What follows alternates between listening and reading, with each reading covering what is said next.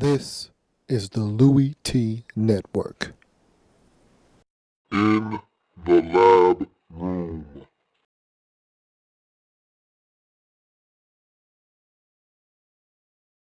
Welcome, you are in the lab room. I'm your host, Lou. Thank you for joining me. Today is Friday, which means there's a recap that I owe you. Somebody's in trouble. And I'm not talking about the Jets, Jets. The New England Patriots are in some trouble. Now look, they won the game, and that's all that matters. I don't care how you do it, just do it. It's like Nike, just do it, just win, okay? And so they got the win. But man, was it ugly. And I tell you what, I said I was going to find out a lot about both teams, but I already think I know who the Jets are. No, I already know who the Jets are. This one was more about the New England Patriots for me. You're at home, Jets. Geno Smith is going to turn it over. You know this, man. And you're going to get opportunities to score points. And did the Patriots ever have opportunities to score points? Boy, Brady and them receivers, boy, they look funky. He can't wait till Danny Amendola comes back. This is what we talked about before the season even started. Why switching off Danny Amendola for Wes Welker wasn't a good trade-off. Even though you're getting a younger player that can probably do what Wes Welker does, maybe even a little bit better than Welker can. It does not matter because Wes Welker is going to play in 12, in 14, in all 16 games. Meanwhile, Danny Amendola is going to give you 10, 8, maybe 6 games. And so they're talking about 2 to 6 weeks now. This thing went from, hey, he's not going to play this week to he might play next week to, hey, this guy's out for 2 to 6 weeks. That's Danny Amendola in a nutshell. They can't wait for him to come back, and they can't wait for Rob Gronkowski to come back. They looked abysmal on offense. I mean, this wasn't just the receivers. I can't put it all on them. Tom was overthrowing guys too, but he was getting frustrated. That's why after the game, he said he needed to work on his body language. He was getting pissed off, was Tom Brady. And I can't blame him. I can't say that I blame him because his receivers weren't running correct routes. They weren't catching the football. Look, Dobson had a couple of opportunities to make some grabs. Look, all he knew was, look, I can rely on one guy out there. Poor Julian Edelman. What wasn't this guy doing in this game? 13 catches. He ran back about 12 punts because the Jets were punting on just about every possession. And he was a busy man last night. And so that was comical in itself. But you look at this Patriots team, before we get to the Jets, you look at this Patriots team, and they eke out a 13-10 victory. The Jets had opportunities to win this football game. And you look at what the Patriots were able to do. We're talking about 9 first downs. Not in the second half, not in the first half. Total for the whole game. The Jets actually, if you look at this game from a statistical standpoint, the Jets actually dominated this game. The Jets had more first downs. The Jets had more rushing yards. The Jets had more total yards. The Jets had more passing yards. The Jets had more of everything. Unfortunately, having more of everything means you had more sacks given up, more turnovers, more penalties, and that's why you lose the game. But I tell you what, this Patriots team, if not healthy, can be had, will be had, and they aren't going to scare many people. I'm not impressed with what I saw with the New England Patriots. And I know they were banged up, and I know they were missing Shane Vereen, and I know they didn't have Danny Amendola, and I know they didn't have Gronkowski. I don't care. You know why I don't care? Because you did it to yourself. You did this to you. Nobody else. You wanted to be cheap and not sign back Wes Welker. You wanted to go ahead and push Brandon Lloyd out the door as if you had it like that. You wanted to do it the Patriot way. This is what you get. I don't feel bad for you. I get to laugh at you. You looked pathetic last night, and I don't think that was an anomaly. I think that's what we're going to get from the Patriots more times than not until these young guys and these rookies step up. Look, Kimbrell Tompkins, I'm not lumping him in with the rest of those guys because I actually like him. Those other guys, Dobson and Boyce and all those other guys, they got a long way to go before they're actually ready to start being playmakers in this league. And I don't know if the Patriots have time to wait on these guys or not. But luckily enough for the Patriots, they play in the AFC East. You're going to get a couple of layups. You've already had two to start the season off. Buffalo and New York, and that's why you're 2-0. Let's move on to the Jets now. And look, what did I say? Yesterday when I previewed the game, I said, look, the Jets are going to turn the football over. And that's why they're not going to win this game.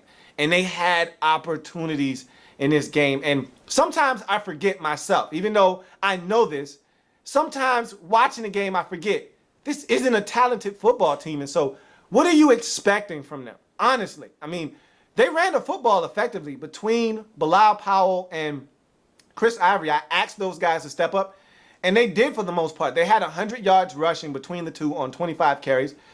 You do your math, and of course, that's an average of 4 yards per carry. So these guys weren't bad. They actually did a really good job in this game. They had one fumble. Chris Ivory did put it on the ground, but for the most part, these guys played well. The receiving corps leaves a lot to be desired, and we already knew this going into the season. Good to see Santonio Holmes back, though. He's going to make a difference. Kellen Winslow Jr. is going to make a difference. He helps, but Stephen Hill has to step up. He's too inconsistent. He had a fumble in this game that was costly. Geno Smith, you can't throw interceptions in the red zone. He did that in this game. He'll learn. Those 3 interceptions in the fourth quarter were costly, but again, he'll learn. Those are the growing pains that you go through with a young quarterback that feels like he has to make everything happen on his own. He had a check down. That first interception was the one that was the backbreaker because they were already in field goal range. They were already basically at a tied game if they do nothing else. If they don't gain another yard, Nick Folk is going to put that football through the uprights. It's going to be 13 apiece. And it's a new ball game at that point because the Patriots were struggling. And so all he had to do was not turn it over there. And Bilal Powell was in the flats, open on 3rd and about 5. And he decided to roll out, buy time, and try to force it in a tight spot. Ball was tipped by Kyle Arrington, picked off by Aqib Talib, and that was all she wrote, essentially. They had a couple more opportunities. Both of those possessions ended in picks as well. And so, I mean, that's what you get from a guy that's a rookie that's trying to make plays, that feels like he's the man and I have to make something happen for my team to win. Those are normally the results you get when the quarterback feels like he has to make plays, like he has to be the difference maker. He didn't let the guys around him help win that football game. He tried to do it himself, and your end result is a 13-10 defeat. And look, this is what the Jets are going to be all season long. We're talking about 2 games. The Jets have a combined total of 28 points in 2 games. Look, for most teams, that's a 1-week output. In week 1, many teams around the league scored 27, 28, 30 points. And so for the Jets to do that in 2 weeks, that gives you an idea and somewhat of an indication of what this team is going to be. They're going to be offensively challenged. They're going to struggle scoring points. And so this is what the Jets do. But I'll tell you one thing, and I said it in the preview for this game, and I'm going to continue to say it. Defensively, Rex Ryan is going to have this team in football games. And if you don't do enough offensively, if you turn it over, if you have penalties like the Tampa Bay Buccaneers did against the New York Jets, you too can find yourself in a dogfight, fighting and scratching, trying to get a victory from this Jets football team because they are going to play defense. But that offense is going to be slow to come. And look, the Jets are what they are. They're lucky to be 1-1 right now. If you're the Jets, you take that 1-1 mark and you just run with it. And so they weren't able to get the victory, but they hung in, they hung tough, and they gave it a run. And they had opportunities, but again, young quarterback in a situation that he couldn't get it done this time. He got it done last week. He couldn't get it done again on Thursday night. And so Jets fall to the New England Patriots 13-10. Check that off for a victory as I embark on a 14-2 record this week. Nothing short of 14-2. Anything else would be uncivilized. So we go on to the slate of games on Sunday. I'm going to run down these games. I'm going to give you my picks, my winners, and I'm going to analyze it, break it down, tell you why I think these teams are going to win, and I'm going to move on. So let's get right to it. We start with the 1 o'clock games on Sunday. First up, St. Louis is traveling to Atlanta to take on the Atlanta Falcons. And this is a very intriguing matchup because I think the St. Louis Rams are much improved. And they weren't that bad of a team last year. Jeff Fisher had this team believing. They went 7-8-1 last year. And so this is a dangerous football team. They get pressure on the quarterback with Long and Quinn. And those corners out there, they're physical. They don't mind coming up and tackling. They're aggressive. They go after the football. This is a very, very fun football team to watch right now because they're starting to get it on offense. This defense is ferocious. And they're a young, up-and-coming football team. But the Atlanta Falcons are home. This is their home opener. They're the more experienced team. They have a lot more talent. Do the Atlanta Falcons than the St. Louis Rams at this present time. Coming off of a tough loss on the road, they're hungry. They know they have to get this one at home. I expect the Atlanta Falcons to go home and get it done against this St. Louis Rams football team. I wouldn't be shocked if St. Louis goes in and surprises this Falcons team and comes out with a W. It would not surprise me one bit, but I do not expect it. And so the Atlanta Falcons are going to take this one. I expect Matt Ryan to play a little bit more better. And I also expect them to run the football. Steven Jackson, and this is one of those storylines here, going up against his old chums in St. Louis. And it's not a return to St. Louis, so it's not as big, but it's still him playing against the only team he ever knew before this season. And so I expect him to have a little bit of pent-up emotion and him to go out and want to play well. Let's see if he's able to do that. I thought he actually played really well against New Orleans. Look for him to have a bigger role in the game against the Rams. I expect the Falcons to win this one 27-20 over the St. Louis Rams. And that would take the Atlanta Falcons record to 1-1 on the season. That would drop the St. Louis Rams to 1-1 on the season. We move on to the next matchup, and this is one that I picked as my sole survivor for the week, talking about the Cleveland Browns traveling to their division rivals in the Baltimore Ravens. This is the Ravens' home opener. They're getting their Super Bowl rings. They're coming off of an embarrassing loss at the hands of the Denver Broncos. They're mad. There's no other way to say it. They're mad, and they've had a lot of time to think about it. They've had 11 days to stew over this loss, and so they're ready. They're ready to come out and hit the Cleveland Browns in the mouth, and I don't think the Browns are going to be able to do anything to stop them from winning this football game. Now, I am a guy that really likes the Cleveland Browns, and I think the Browns are on the rise, but until Josh Gordon gets back, I don't really want to measure the Browns up against other teams in the league yet, because I think you're looking at a team that is deficient right now without their biggest playmaker in Josh Gordon. That's why it's imperative that he stay out of trouble and that he stay healthy and that he's on the field for this Browns team, because without him, there's no big playmaking wide receiver. There's no one to stretch the field that makes you worry. Yeah, you've got speed out there in the form of Travis Benjamin. You've got guys that are shifty like Devon Best, but to me, Josh Gordon is the guy you got a game plan to stop. And you got to make sure that this guy isn't getting behind you. And he's got to be out there. He's not going to be in this game. I don't think they have enough firepower to defeat the Baltimore Ravens at home. Ravens are going to take this one 24-13. Ravens go to 1-1 on the season. Meanwhile, the Cleveland Browns drop to 0-2 on the season.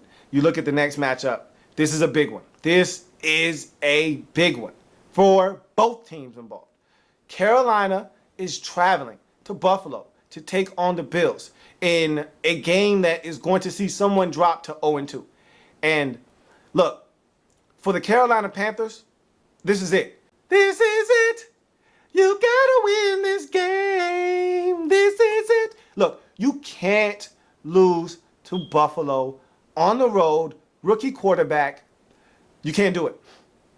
And if you're the Panthers, you can't start off the season slow like you did last season. And if you don't win this game, it's going to be very reminiscent of last season. Look, Last year, you won in week 2. That was your only win in your first 7 games. You beat New Orleans last year at home in week 2, and then you proceeded to lose 5 straight games. You started out the season this year, tough loss at home to Seattle, really good football team.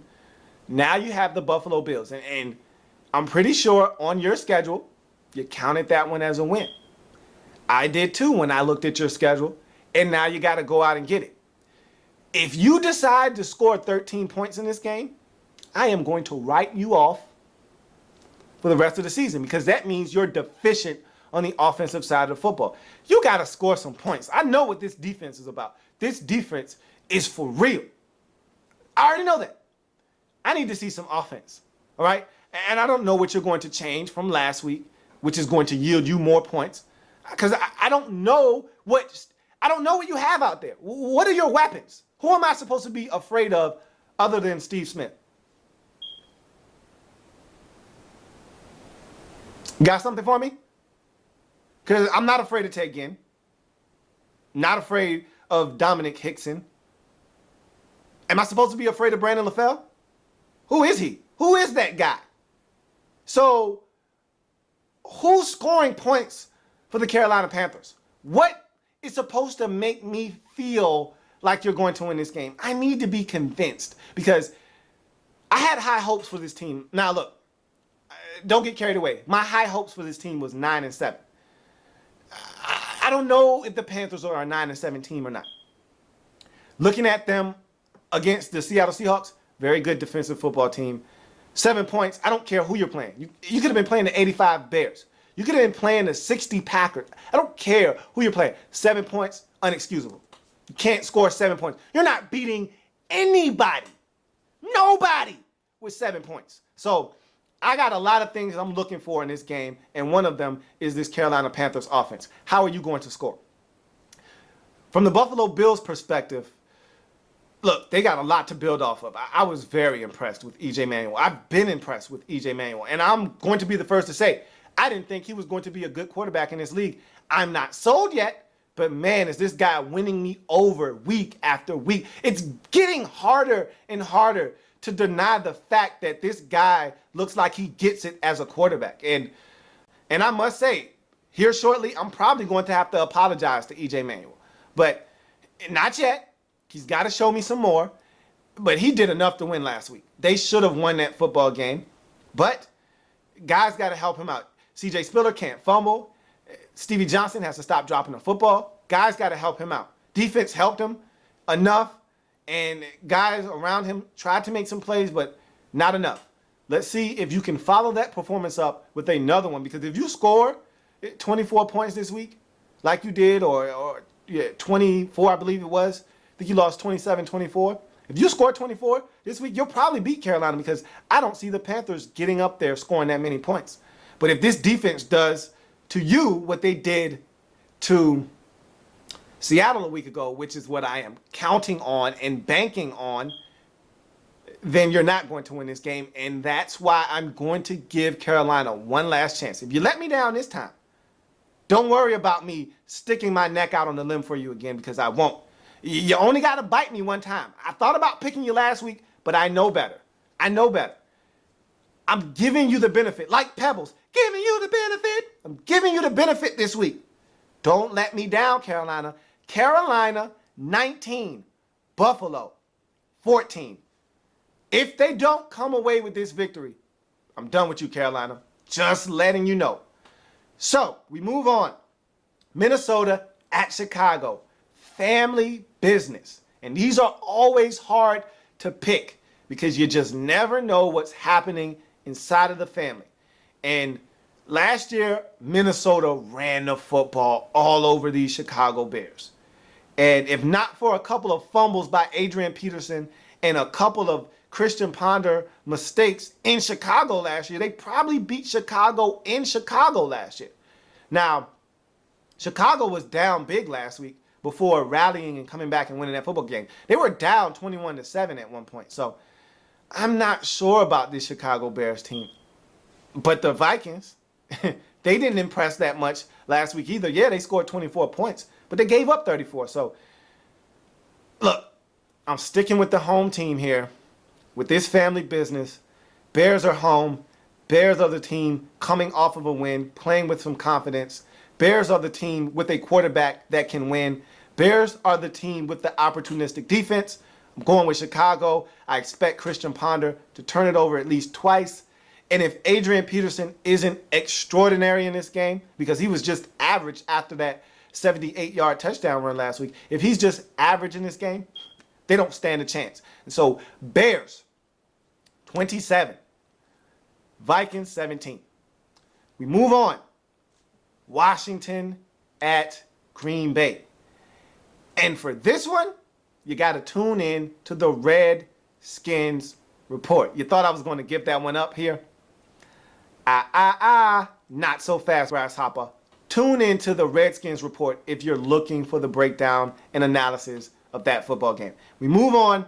More family business. Tennessee Titans coming off of a very impressive win versus the Pittsburgh Steelers are now going on the road again. They're second to start the season off to Houston this time to take on the AFC South reigning champion Houston Texans, who had a stumble of their own but was able to come away with the victory. And so that's the thing that alarms me and scares me. I was talking to a buddy of mine before that Texans game when they took on the San Diego Chargers, and I said, you know why I'm not a big supporter of the Texans? This is why. Because the Texans don't dominate teams. They don't dominate teams that they're supposed to. They sleepwalk. And they did it last year, and it annoyed me. Even though they won games, I'll give you an example. They jumped on the Miami Dolphins, and this game was tight. And they scored 21 points in about a 2-minute stretch versus the Miami Dolphins in week 1 last year. And the score was like 24-10 or 24-3 or 24-7. And they just sat there and they just kind of went through a malaise and they just said, hey, we got this one on ice. We're just going to run the football, not really try to put any more points up on the board. We're good. They're not going to beat us. And they won the game like 30-13 or something like that, 30-17. And that's what they do. They don't put teams away. They don't have you by the neck and just crush your larynx. They don't just crush your throat. They don't just They don't just finish them. They don't finish teams. They let you hang around. And when you let teams hang around, you find yourself having to cling to victories or do something extra to win, like they did last week. They were down 28-7 in that game to the San Diego Chargers. What are you doing? I said all that to say this, though. They run that division. They're at home. And I don't buy the Tennessee Titans yet.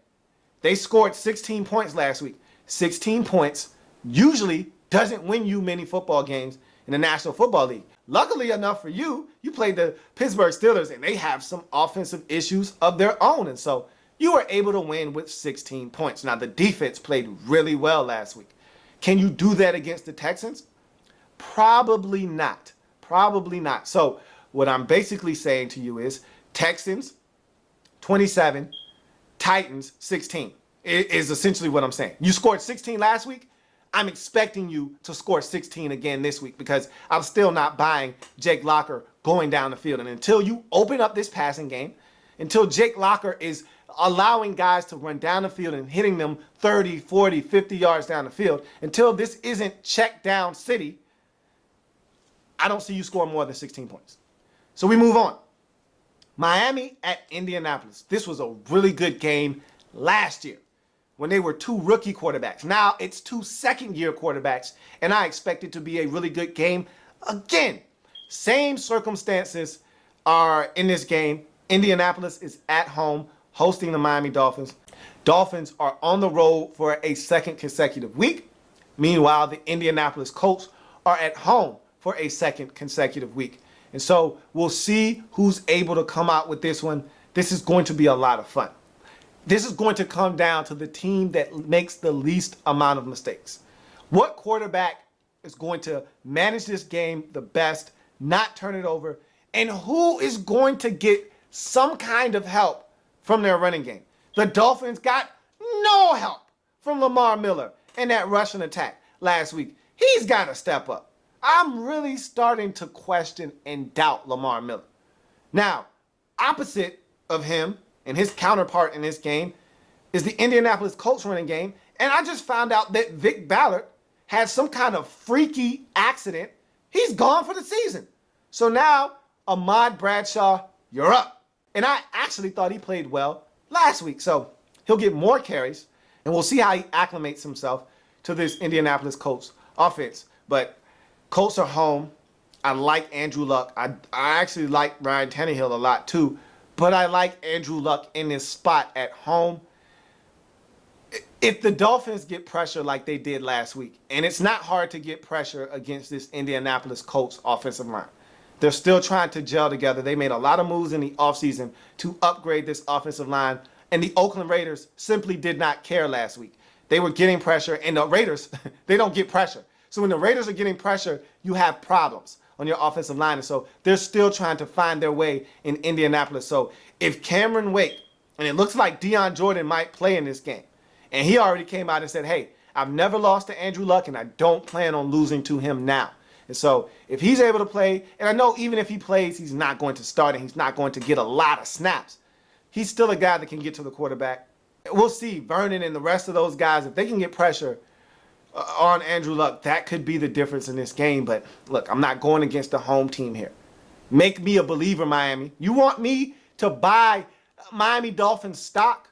This is a tough one. Go on the road again, this time against a better opponent in the Indianapolis Colts, and get one. You had an opportunity to do it last year. You fell short. I'm looking for you to do the same exact thing this week. Colts 24, Dolphins 20 in a really good football game. Looking at this next matchup, this is going to be a really good football game as well. The Kansas City Chiefs will be hosting the Dallas Cowboys. Both of these teams come into this game at 1-0. Both of these teams had impressive victories. Cowboys a lot closer than the Chiefs were. Chiefs blew out the Jacksonville Jaguars 28-2. Cowboys beat the Giants 36-31. Forced 6 turnovers. Romo looked very steady in this game. Got busted up a little bit, but was able to come back and continue to play well. They need more out of that running game, do the Cowboys, but this defense looks really good. And I keep talking about it because in the preseason, I looked at this 4-3 defense. Everything was simplified. Guys knew where they were supposed to be. They were running to the football, gang tackling. They were nosy around the football. They just looked like a team that's rejuvenated on the defensive side of the football. Now, granted, they still gave up 31 points and over 400 yards passing to Eli Manning. However, that's not this offense in Kansas City. They're not giving up 200 yards passing in this game because Alex Smith, and I talked to Teron Davenport yesterday, and I'm sorry, Teron, I got to steal this one from you. He called Alex Smith Captain Checkdown. I absolutely love it. I'm running with it. That's my new nickname for Alex Smith. And so Captain Checkdown in this Kansas City Chiefs offense, they're not going to stretch the field. They don't stretch the field. It's very frustrating, very aggravating if you're a Kansas City Chiefs fan, because at some point you got to threaten teams down the field so that they're not playing 15 yards and in close to the line of scrimmage. You don't want everything packaged like sardines around the line of scrimmage, because you want space for Jamal Charles to run and roam. And when you're dinking and dunking all the way down the field, guess what? The teams pick up on your tendencies. They bring everybody up. The safeties get nosy. And you're not taking advantage of it. And so this is going to be a really fun game to watch, because it's going to be a cat and mouse game. It's going to be a chess match. And we're going to see whose knight gets taken first. Because whoever loses their knight first in this game, checkmate.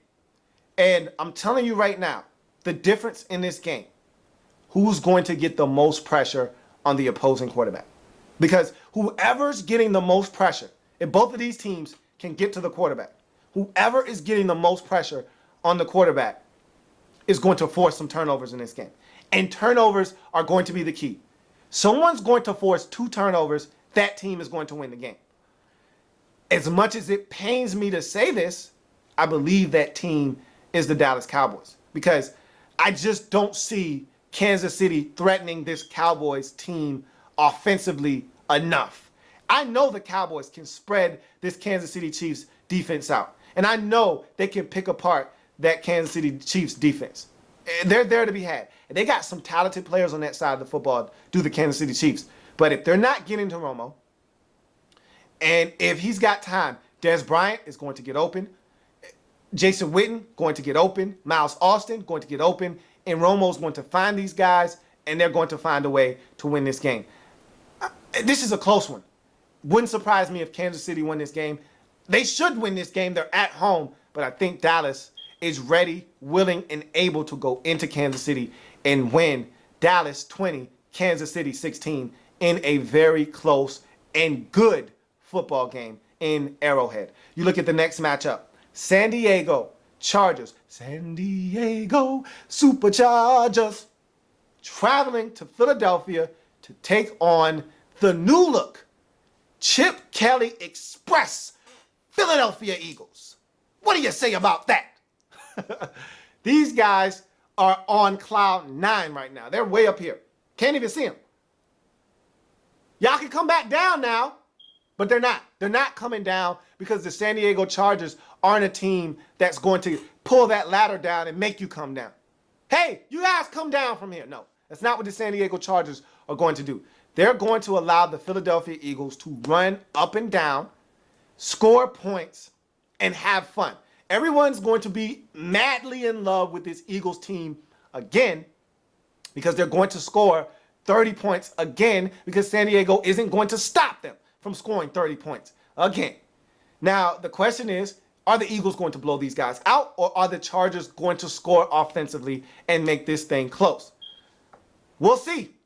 My guess is, and my money is on the fact that the Eagles aren't going to allow this to be close. They're going to win this one going away, and they're going to win this one 33-17 against this San Diego Chargers football team. Everyone's going to be shouting the praises of Chip Kelly and this offense, only for them to come crashing back down to earth next week when they play Kansas City. But that's for another episode.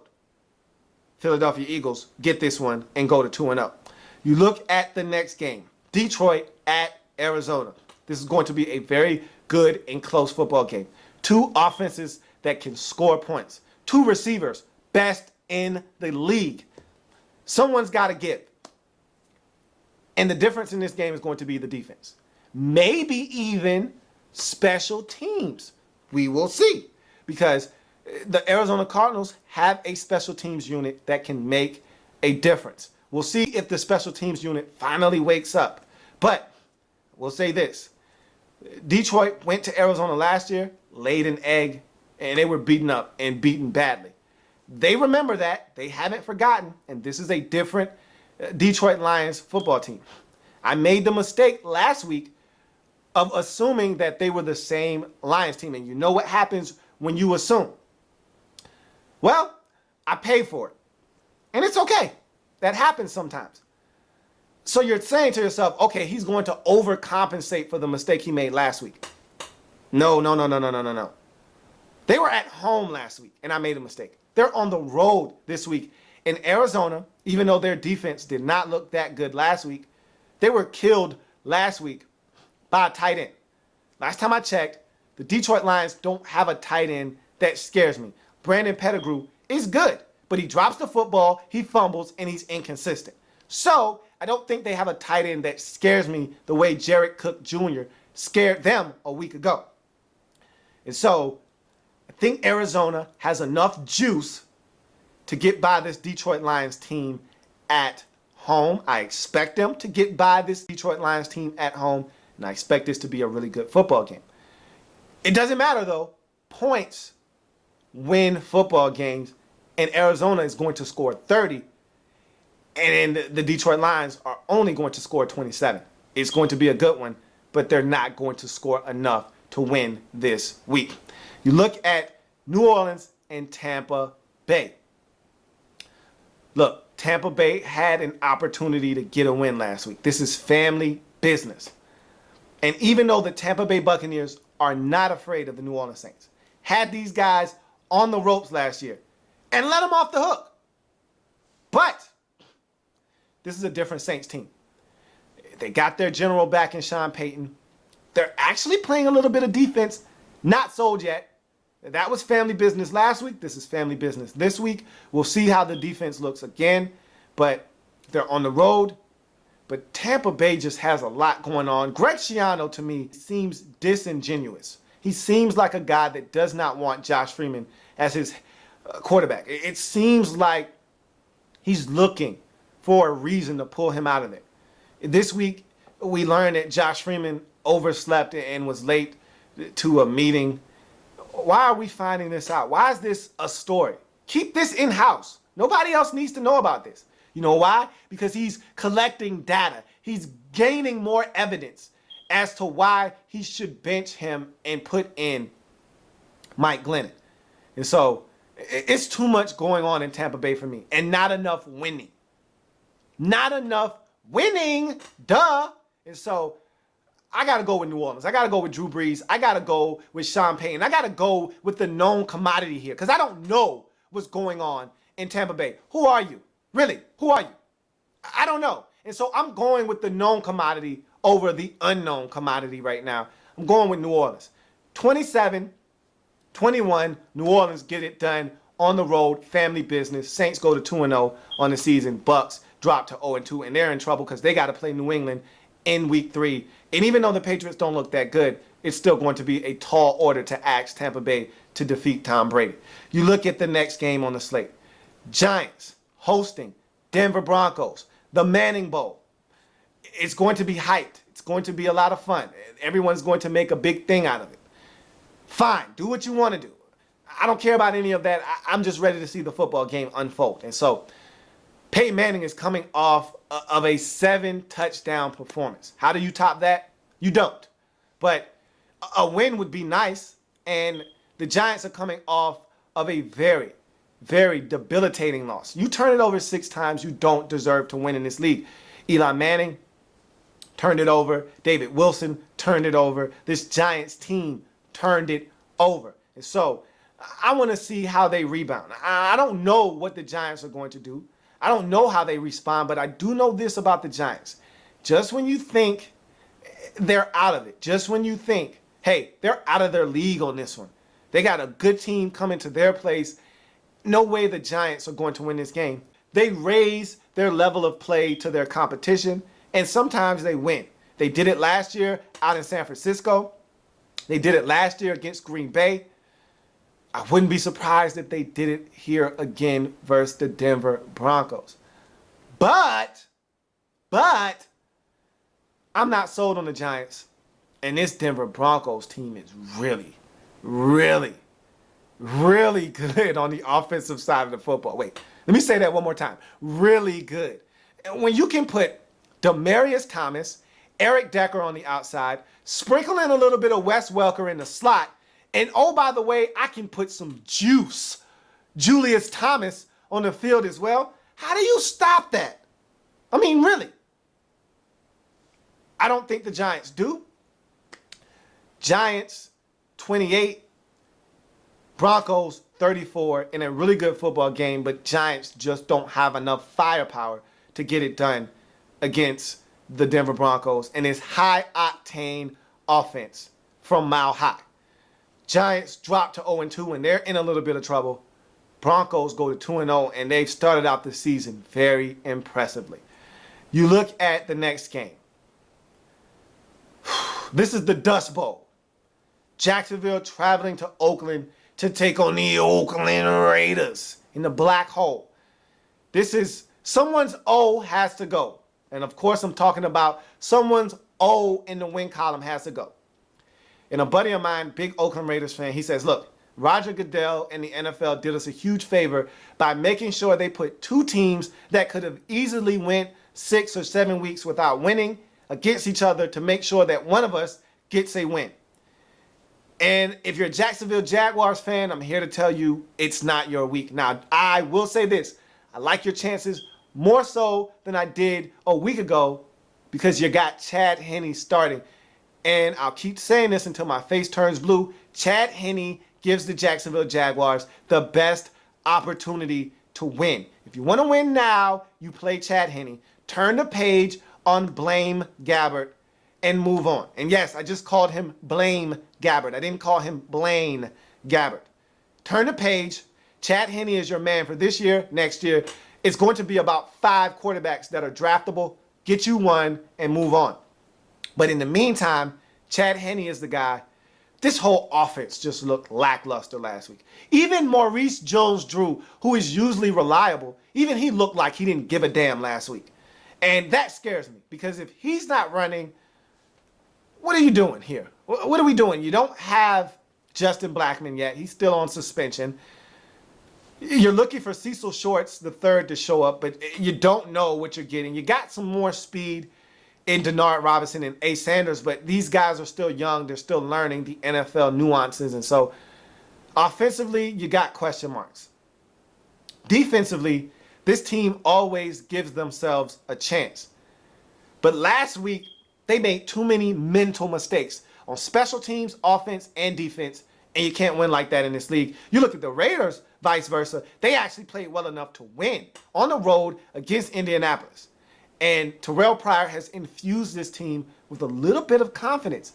Not quite yet to the point where they're going to start parlaying that confidence into wins, but it's more so than what you expected from the Raiders before this season started. And so I expect the Raiders to run the football, protect Terrell Pryor a little bit better than they did a week ago. He can run, and he ran for over 100 yards last week. I expect him to do much of the same in this game. Raiders take this one. It's going to be ugly, but somebody's got to win. Raiders 19, Jacksonville 13. Raiders get the W, go to 1-1 in the season. In Jacksonville, you got to find a win somewhere. It won't be on Sunday versus the Oakland Raiders. They go to 0-2 on the season. Next game, Sunday night.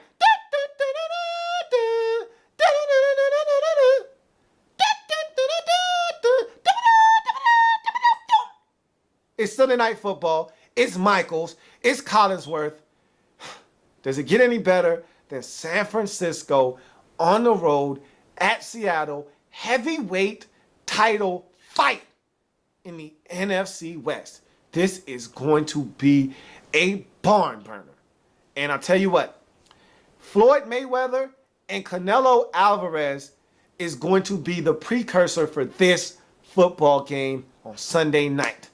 Because this one is going to be hard-hitting, nasty, no love lost here. Two teams that don't like each other, two teams that have scrambling quarterbacks that are playing really good football, two teams that want to run the football, two teams that are going to be aggressive against each other. This is going to be a good football game. And I don't have anything bad to say about either one of these teams. Look, neither of them ran the football effectively last week. Carolina shut it down last week running-wise against Seattle, and Green Bay shut it down completely against the San Francisco 49ers in their rushing attack a week ago. But both teams unleashed their quarterbacks. Russell Wilson putting up his first 300-yard performance of his career in the regular season. And Colin Kaepernick exploded for over 400 yards passing. 200 and some change of it went to Anquan Bolden. That's not happening again. I can assure you of that with this Seattle Seahawks secondary, the Legion of Boom. That's not going down. But Colin Kaepernick can still be effective. They can still do some things in this game. But I am not going against the 12th man. I am not going against this Seattle Seahawks defense. I am not going against Russell Wilson. And I am not going against the Seattle Seahawks at home. This is a different team at Quest Field. And for that, Seahawks 20, 49ers 16. Can't see the 49ers winning this game. 17, check that. 23-17. So, this is going to be a great football game. Hey, me and El Dorado Owens are going to be on the couch. We got our popcorn ready. You got yours ready, El Dorado? I got mine ready. This is going to be a fun matchup on Sunday Night Football. So we cap this thing off with Monday Night Football. And if you thought I was giving you Monday Night Football, you were wrong. Monday night predictions come on Monday night. So you'll have to tune in to In the Lab Room on Monday for my Monday prediction. By then, I'll be 14-1 or 13-2, and I'll be just looking to put the cherry on top by then. But we'll see how Sunday unfolds. All I know is I'm going to be smiling come Monday after I have a big week. So those are my picks. That is In the Lab Room for Friday. So that's a touchdown. Go ahead, throw it up. Want to tack on this quick extra point. And my extra point for today is simply have fun this weekend. Enjoy the football. Enjoy college football. I'm going to enjoy the fight. I'm a huge boxing fan. Alvarez, Mayweather. Mayweather is finally getting an opponent that can win against him. Now, do I think he's going to win? I don't know. Until somebody actually takes Floyd Mayweather down, it's going to be hard to go against him. But I've watched Canelo Alvarez very closely. And if anyone can beat him, if anyone can match his quickness and actually hurt Mayweather over time, it's Canelo Alvarez. And so that's going to be a lot of fun. So are all the games on Sunday and Monday. I'll be back Monday to break it all down. Have a good weekend. Enjoy yourself. And remember, if it happens in the National Football League, whether big or small, we cover it all here in the Lab Room. Come back here Monday and we'll break it all down. See you then. Like the content? Want more? Sub up. In the lab